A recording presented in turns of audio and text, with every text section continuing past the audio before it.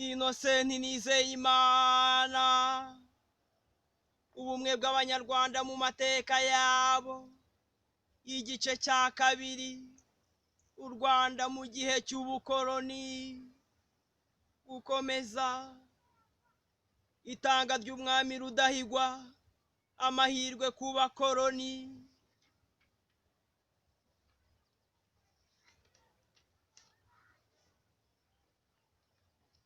Nk'uko tumaze kubibona, amashyaka menshi amaze kwemerwa n'itegeko nomero 111/2/5 yo kuwa 16 Kamena 1958. Amashyaka yavutse ku bwinshi maze atangira no gukora ku mugaragaro. Hagati aho ariko, hamwe n'ikibazo cyo kutumvwa neza n'abakoloni kubera gusaba ubwigenge nta yindi nteguza, UNAR yaje kugira ikibazo gikomeye cy'itanga ritunguranye ry'umwami Mutara wa gatatu Rudahigwa. Mu gihe u Rwanda rwari rugeze aho rukeneye umuntu ufite uburambe muri politiki kandi ukunzwe n'abaturage be, ufite igitinyiro imbere y'abakoloni, ari nabwo politiki yo kubarwanya yari igeze aho ishyushye. Tariki ya 25 Nyakanga 1959, umwami Mutara wa gatatu Rudahigwa atangwa mu buryo budasobanutse. Kugeza ubu abantu ntibavuga rumwe ku byerekeranye n'iryo tanga rye. Bamwe bemeza ko yazize urushinge rwa peniseline yatewe n'umuganga we. Ibi ndetse bishobora kuba ari byo kuko ari byo abanditsi benshi bahurizaho. Ndetse na komisiyo y'umuryango w'abibumbye yaje gukora iperereza kuri iryo tanga ry'umwami ikaba ari byo yemeza.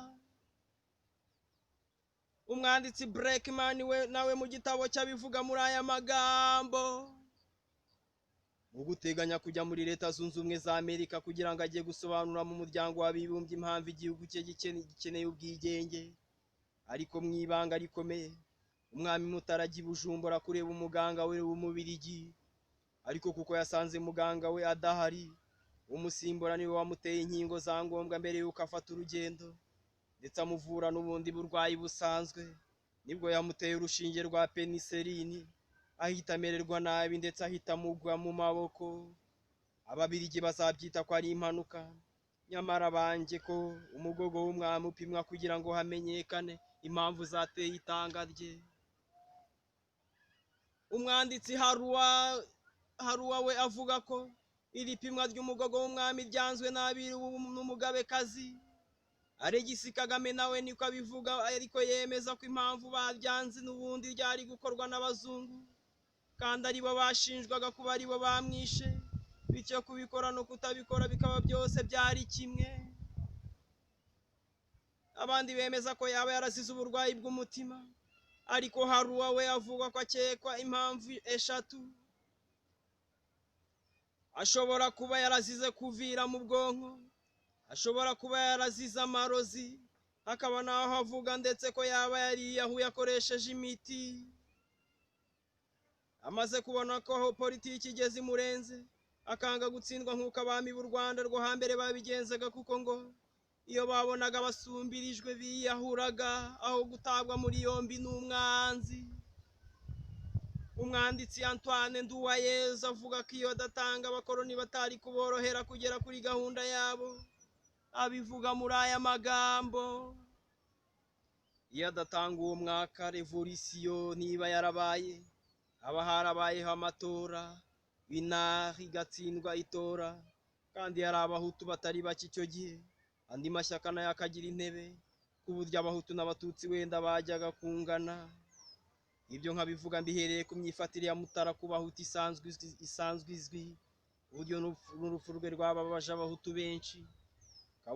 Kabone na Gitera wari washinze ishyaka rirwanya ubutegetsi bwe, Mbonyumutwa Dominiko nawe ntiyigeze avuga ko yangaga Mutara, ndetse na Kayibanda ubwe nta hantu yigeze amuvuga nabi. Iyi foto iragaragaza akababaro n'abaturanyi b'Abarundi bari bafite igihe umugogo w'umwami Mutara wa gatatu wari uzanywe i Nyanza kugira ngo uhatabarizwe. Hari kuwa 26 z'ukwa karindwi 1959. Ifoto nomero 13, umugogo w'umwami Mutara wa gatatu uzanywe gutabarizwa i Nyanza.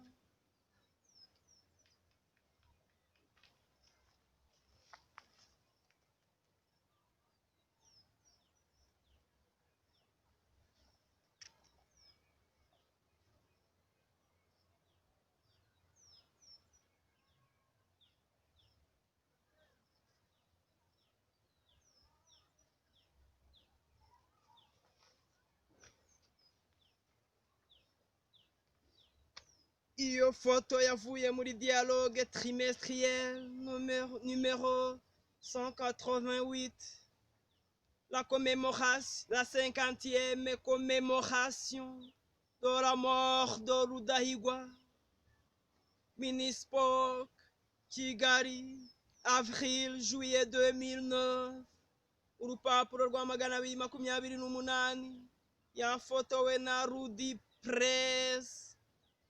Nyuma y'iri tanga ritunguranye rya Mutarara wa gatatu Rudahigwa rero, imbaraga UNAR yari ifite mu gihugu hose kubera ibitekerezo byo kwamagana akarengane n'ivangura ndetse n'agasuzuguro umukoroni yakoreraga abirabura, zatangiye kugenda zigabanuka kubera ko abakoroni nabo bashyize imbaraga nyinshi mu kurirwanya, kuko kubasaba ubwigenge kuri bo byagaragaraga mu maso yabo nk'aho ari ukubirukana mu gihugu bo bari bagikeneye kugiramo ijambo. Niyo mpamvu abakoroni bagombaga gukoresha imbaraga zose n'uburyo bwose bushoboka kugira ngo barisenye. Nyuma y'itanga rya Mutara bagaragaraga ko afite ingufu zihagije zo guhangana nabo, akaba ari naho abantu bahera bavuga ko abakoroni baba bafite uruhare mu itanga rye. Ibyo guhangana na UNAR byatangiye kugaragara nyuma y'inama rusange y'abanyamuryango bose yari yakoreshejwe n'iri shyaka mitingi i Nyamirambo tariki ya 13 Nzeri 1959. Hashize iminsi mike umwami Mutara atanze. Muri iyo mitingi abayobozi ba UNAR bavuze ku bumwe bw'abanyarwanda, ubwigenge bw'imbere mu gihugu ndetse n'ubwigenge busesuye. Nyuma y'iyo mitingi rero abayoboke ba UNAR bari abashefu aribo Michel Kayihura, Pierre Mungarurire na Chrysostome Rwangombwa bahinduriwe sheferi bayoboraga kubera kuba baragiye muri iyo mitingi. Nyamara kandi nta tegeko bari bishe. Hari uwasobanura impamvu yatanze ibyo bihano mu itangazo yashyize ahagaragara tariki ya 12 Ukwakira 1959.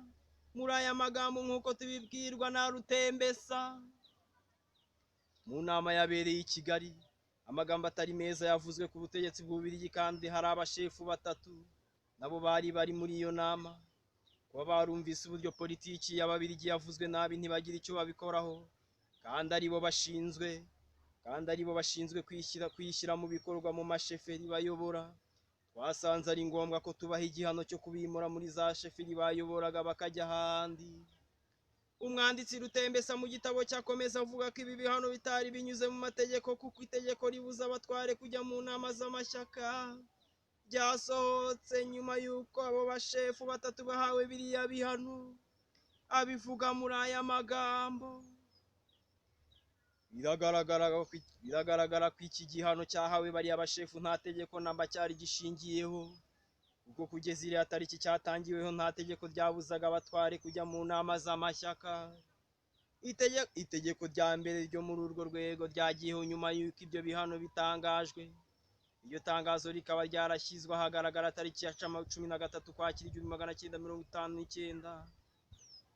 Circulaire numéro 2210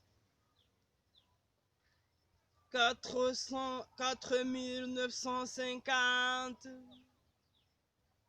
relative à l'adhésion et à la participation des chefs, sous-chefs et du personnel judiciaire aux partis politiques, Usumbula, 13 octobre 1959.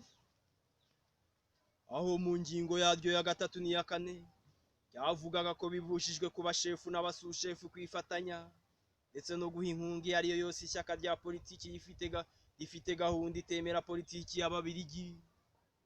Aka karengane kabo batware kandi kanemezwa na Antoine Nduwayezu mu gitabo cye, aho agira ati: uroye bararenganye kuko Bwanakweli shefu kimwe nabo wari warashinze ishyaka RADER yavugwaga muri abo bahanwe, kubera ko nyine yari yarashinze ishyaka abazungu bashyigikiye ariryo bita gahunda bera mpemuke ndamuke banga mwabo n'ibindi.